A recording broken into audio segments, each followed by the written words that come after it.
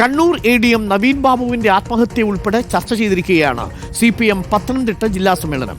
മലയാലപ്പുഴ മോഹനൻ, ആ CATU നേതാവുണ്ടല്ലോ, ഈ നവീൻ ബാബുവിന്റെ കുടുംബത്തോടൊപ്പം നിന്ന് കുടുംബത്തെ പോലെ തന്നെ സംസാരിച്ചയാളാണ് മലയാലപ്പുഴ മോഹനൻ. പലപ്പോഴും അദ്ദേഹത്തിന്റെ പ്രതികരണം കണ്ണൂരിലെ CPMന്റെ ജില്ലാ നേതൃത്വത്തെ വെട്ടിലാക്കിയിരുന്നു. ഇന്നലെ ഈ മലയാലപ്പുഴ മോഹനൻ എന്നാണ് ഞാൻ പറഞ്ഞത് കേട്ടോ. നമ്മൾ പറഞ്ഞു വരുന്ന സമയത്ത് ചിലപ്പോൾ വാക്ക് ഇങ്ങനെ കുഴഞ്ഞു പോകും. മലയാലപ്പുഴ മോഹനെതിരെ ഇന്നലെ വിമർശനം ഉയർന്നിരുന്നു. ക്രിമിനൽ പശ്ചാത്തലമുള്ളവരെ പാർട്ടിയിലേക്ക് സ്വീകരിച്ചത് സംബന്ധിച്ചും വിമർശനം ഉണ്ടായേക്കും. മുൻ LDF കൺവീനർ EP ജയരാജനെതിരെ രൂക്ഷ വിമർശനമാണ് സമ്മേളനത്തിൽ ഉയർന്നത്. EP പ്രകാശ് ജാവദേക്കറെ കണ്ടതാണ് തിരുവനന്തപുരത്തൊക്കെ വിമർശനമായി ഉയർന്നതെങ്കിൽ ദല്ലാൽ നന്ദകുമാറുമായി എന്തു ബന്ധമെന്നാണ് പത്തനംതിട്ടയിൽ ഉയർന്ന ചോദ്യം. പ്രവീൺ പുരുഷോത്തമൻ ചേരുന്നുണ്ട് കൂടുതൽ വിവരങ്ങളുമായി. Praveen Purushothaman, very good morning. പത്തനംതിട്ടയിൽ നിന്നും ജില്ലാ സമ്മേളനം പുരോഗമിക്കുകയാണ്. വലിയ വിമതശല്യമൊന്നും റിപ്പോർട്ട് ചെയ്യുന്നില്ല. ഒരുപക്ഷെ പാർട്ടി സെക്രട്ടറി സ്ഥാനത്തേക്ക് മത്സരം ഉണ്ടാകാനുള്ള സാധ്യത ഇല്ലെന്നൊക്കെ അറിയുന്നു. പക്ഷേ ജില്ലാ സമ്മേളനത്തിൽ വലിയ വിഷയങ്ങൾ ചർച്ചയാകുന്നുണ്ട്. അതിൽ ADM നവീൻ ബാബുവിന്റെ മരണം ചർച്ച ചെയ്തു. അത് ജില്ലാ കമ്മിറ്റി കൈകാര്യം ചെയ്തത് വൃത്തിക്കാണ് എന്നാണ് പൊതുവെ ഉയർന്നിരിക്കുന്ന ഒരു നിലപാട്. പക്ഷേ മലയാലപ്പുഴ മോഹനെതിരെ വിമർശനം ഉയർന്നിട്ടുണ്ട്. മാത്രവുമല്ല, മറ്റു ചില വിഷയങ്ങളിലും, പ്രത്യേകിച്ച് EP-ക്കെതിരെയുള്ള വിഷയങ്ങളിലൊക്കെ പാർട്ടിയിൽ ചില അസ്വാരസ്യമുണ്ട് എന്നാണ് നമ്മൾ മനസ്സിലാക്കുന്നത്. എന്താണ് പാർട്ടി സമ്മേളനത്തിൽ ഉയർന്ന വിഷയങ്ങളും ചോദ്യങ്ങളും? പ്രവീൺ പുരുഷോത്തമൻ.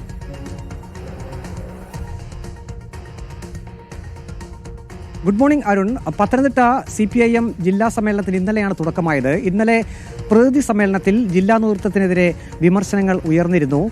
ഏറ്റവും ഒടുവിൽ ഇന്നലെ ഉച്ചയ്ക്ക് ശേഷം മുൻ LDF കൺവീനർ EP ജയരാജനെതിരെയാണ് വിമർശനം ഉയർന്നത്.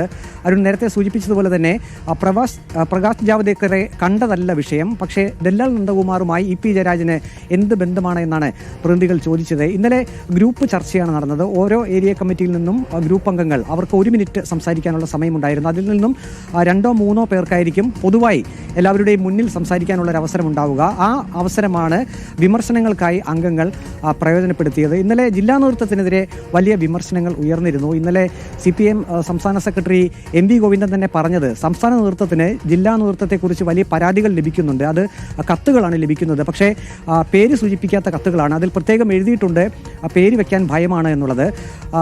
അതുമാത്രവുമല്ല, കഴിഞ്ഞ കുറച്ച് നാളുകളായി CPMലേക്ക് BJP-യിൽ നിന്നും യുവമോർച്ചയിൽ നിന്നൊക്കെ പ്രവർത്തകർ കൂട്ടത്തോടെ CPMലേക്ക് വരുന്നുണ്ട്. അതിനെ CPM ജില്ലാ സെക്രട്ടറിയും ഒപ്പം തന്നെ മറ്റ് ജില്ലാ സെക്രട്ടേറിയറ്റ് അംഗങ്ങളും സ്വാഗതം ചെയ്യുകയും ചെയ്തിട്ടുണ്ട്. അവർ തന്നെയാണ് കൈപിടിച്ച് പാർട്ടിയിലേക്ക് കയറ്റുന്നത്. ഒരു ഘട്ടത്തിൽ ഈ ക്രിമിനൽ പശ്ചാത്തലമുള്ള ആളുകൾ CPMലേക്ക് വരുന്നതിനെതിരെ പാർട്ടിക്കകത്ത് തന്നെ ഒരു വിഭാഗത്തിൻ്റെ ഒരു വിമർശനം ഉയർന്നിരുന്നു. പലവട്ടം മാധ്യമങ്ങൾ ഇക്കാര്യം ചോദിച്ചപ്പോഴൊക്കെ CPM ജില്ലാ സെക്രട്ടറി KP ഉദയഭാനു പറഞ്ഞത്, അവർ BJP-യിലും യുവമോർച്ചയിലും ഒക്കെ പ്രവർത്തിക്കുമ്പോൾ സ്വാഭാവികമായിട്ടും എതിരാളികളുമായിട്ട് ചില പ്രശ്നങ്ങളൊക്കെ ഉണ്ടാകും.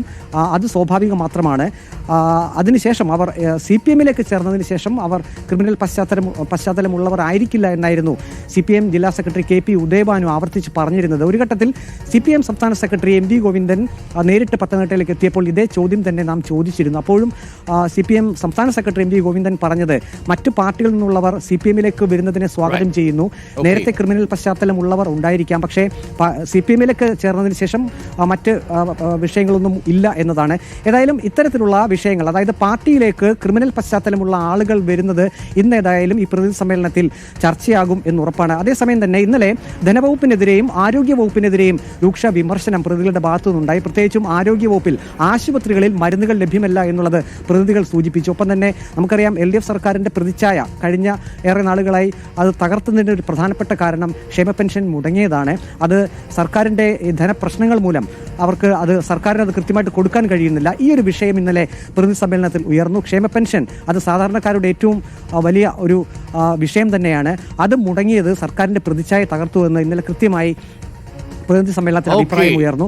ഒപ്പം തന്നെ ആറന്മുളയിലും കോന്നിയിലും ഈ 2 നിയമസഭാ മണ്ഡലങ്ങളിൽ വിജയിച്ചത് സംസ്ഥാന നേതൃത്വത്തിന്റെ മിടുക്ക് തന്നെയാണ് എന്നൊരു അഭിപ്രായം കൂടി ഉയർന്നിട്ടുണ്ട്. ഏതായാലും ഇന്നും രൂക്ഷ വിമർശനങ്ങൾ പല വിഷയങ്ങളിലും ഉണ്ടാകാനുള്ള സാധ്യതയുണ്ട്. നാളെയാണ് പുതിയ ജില്ലാ സെക്രട്ടറിയും ഒപ്പം തന്നെ ജില്ലാ കമ്മിറ്റി അംഗങ്ങളെയും തിരഞ്ഞെടുക്കുന്നത്. ഇന്ന് ഉച്ചയ്ക്ക് ശേഷം ജില്ലാ കമ്മിറ്റിയുടെ മറുപടിയും, അതായത് ജില്ലാ കമ്മിറ്റി എന്താണ് ഇന്നലെയും ഇന്നുമായി നടന്ന പ്രതിനിധി സമ്മേളനത്തിനുള്ള മറുപടി, ഒപ്പം തന്നെ സംസ്ഥാന നേതൃത്വത്തിന്റെയും മറുപടി ഇന്ന് തന്നെ ഉണ്ടാകും. ഏതായാലും സംസ്ഥാന നേതൃത്വം നാം നേരത്തെ കരുതിയ പോലെ ജില്ലാ നേതൃത്വത്തോട് അത്ര മമത കാണിക്കുന്നില്ല. പല കാര്യങ്ങളിലും അവർ തുറന്നു തന്നെ വിമർശനങ്ങൾ ഉന്നയിക്കുന്നുണ്ട്. അതിൽ ഏറ്റവും പ്രധാനപ്പെട്ടത് ഈ ക്രിമിനൽ പശ്ചാത്തലമുള്ള ആളുകളെ പാർട്ടിയിലേക്ക് ചേർത്തത് തന്നെയാണ്.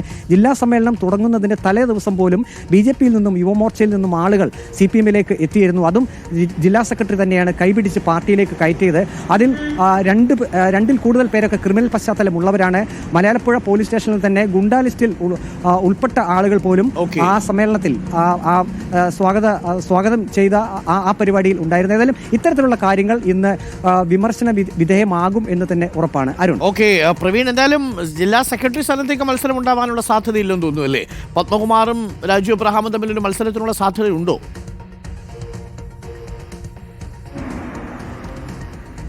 അരുൺ, ഈ ജില്ലാ സെക്രട്ടറി സ്ഥാനത്തേക്ക് ഇപ്പോൾ ഒരു പേരാണ് ഉയർന്നു കേൾക്കുന്നത്, രാജു അബ്രഹാമിന്റെ പേര്. ഒപ്പം തന്നെ സമാന്തരമായി തന്നെ മറ്റു 2 പേരുകൾ കൂടി ഉയർന്നിട്ടുണ്ട്. മുൻ ദേവസ്വം ബോർഡ് പ്രസിഡന്റ് പത്മകുമാറും ഒപ്പം തന്നെ മുതിർന്ന CPI നേതാവായിട്ടുള്ള ഓമല്ലൂർ ശങ്കരൻ മുൻ ജില്ലാ പഞ്ചായത്ത് പ്രസിഡന്റായിരുന്നു. ടേം മാറ്റത്തിന്റെ അടിസ്ഥാനത്തിൽ അദ്ദേഹം ജില്ലാ പ്രസിഡന്റ് സ്ഥാനം അടുത്തിടെ ഒഴിഞ്ഞിരുന്നു. ഈ 3 പേരാണ് ഉയർന്നിരിക്കുന്നത്. പക്ഷേ കൂടുതൽ സാധ്യത രാജു അബ്രഹാമിന് തന്നെയാണ്. കാരണം 5 വട്ടം റാന്നി നിയമസഭാ മണ്ഡലത്തെ പ്രതിനിധീകരിക്കുകയും ഒരിക്കൽ കൂടി കഴിഞ്ഞ നിയമസഭാ തെരഞ്ഞെടുപ്പിൽ റാന്നിയിൽ മത്സരിക്കും എന്ന് രാജു അബ്രഹാം പ്രതീക്ഷിച്ചിരുന്നു. പക്ഷേ സംസ്ഥാന നേതൃത്വം സീറ്റ് നൽകിയില്ല. അന്ന് രാജു അബ്രഹാമിനെ അറിയിച്ചത് നമുക്കറിയാൻ കഴിയുന്നത് ഒന്നില്ലെങ്കിൽ CPM-ന്റെ ജില്ലാ സെക്രട്ടറി സ്ഥാനം നൽകാം, അല്ലെങ്കിൽ ലോക്സഭാ തെരഞ്ഞെടുപ്പിൽ സീറ്റ് നൽകാം എന്നുള്ളതായിരുന്നു. ഏതായാലും ലോക്സഭാ തെരഞ്ഞെടുപ്പിൽ രാജു അബ്രഹാമിന് സീറ്റ് ലഭിച്ചില്ല. ആ വിഷയത്തിലും പാർട്ടിയിൽ 2 അഭിപ്രായങ്ങൾ ഉയർന്നിരുന്നു. ഒരു ഏരിയ കമ്മിറ്റി അംഗം തന്നെ സ്വർണം വീട്ടിൽ വെച്ചിട്ട് എന്തിന് നാട്ടിൽ തേടി നടപ്പൂ എന്ന് ഫേസ്ബുക്കിലൊക്കെ കുറിച്ചിരുന്നു. അത് തോമസ് ഐസക്കിനെ അനുകൂലിക്കുന്നവരെയൊക്കെ ചൊടിപ്പിച്ചിരുന്നു. ഏതായാലും ഈ ഒരു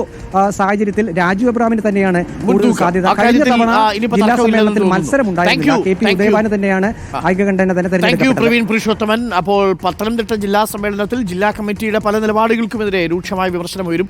ആത്മവിമർശനവും സ്വയം വിമർശനവും ഒക്കെയാണല്ലോ പാർട്ടിയെ ശക്തമാക്കുക. വിമർശനങ്ങൾ ഉണ്ടാവട്ടെ, വിമർശനങ്ങൾക്ക് പാർട്ടി നേതൃത്വം മറുപടി പറയട്ടെ. അങ്ങനെ വിമർശനങ്ങളും സ്വയം വിമർശനങ്ങളും ഒക്കെ ഉണ്ടാകുമ്പോൾ സ്വാഭാവികമായിട്ടും പാർട്ടി കരുത്താർജിക്കും എന്നതാണല്ലോ ഒരു പാർട്ടിയുടെ ഒരു വിശ്വാസം.